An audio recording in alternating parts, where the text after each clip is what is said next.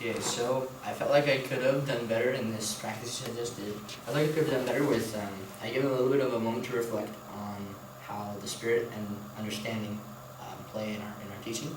And so I gave them a moment to reflect, but I didn't really follow up very well with it and apply it to them. So that's what I'm going to try to do now. So, again, think for a minute about how teaching the spirit and teaching for understanding are connected. And then think for a minute about how you, specifically as missionaries, can maybe do that better.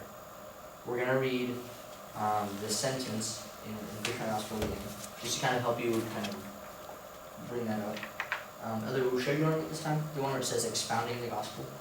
Expounding the gospel means that you explain the meaning of doctrines and scriptural passages, simply and pure, relying on the Spirit to guide what you say.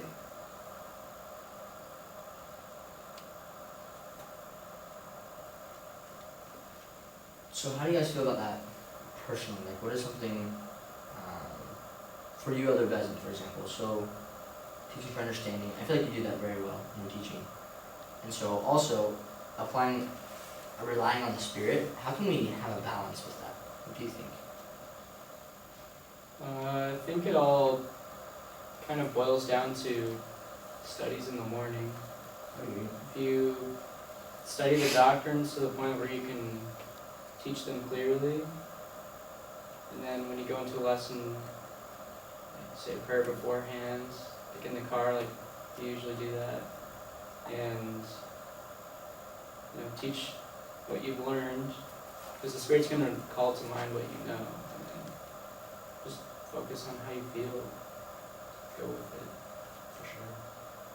A lot of times it's kind of tricky for me to just think about, okay, what can I say to this person? Oh man, what about that story that I had this one time? What about that experience? But I think a lot of the times the best lessons I've had is when I've tried to just say, what does the Lord want us to teach this person?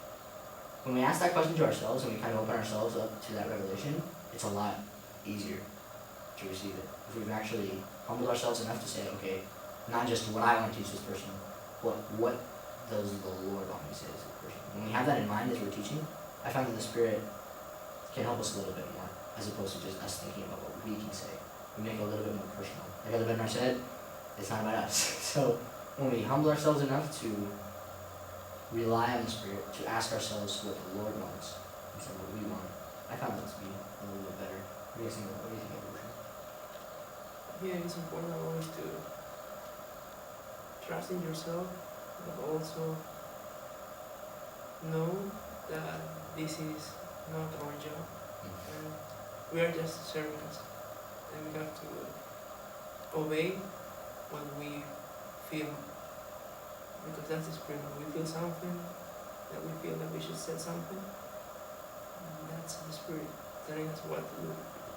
And I think that's the key to open the hearts of these people. I would agree.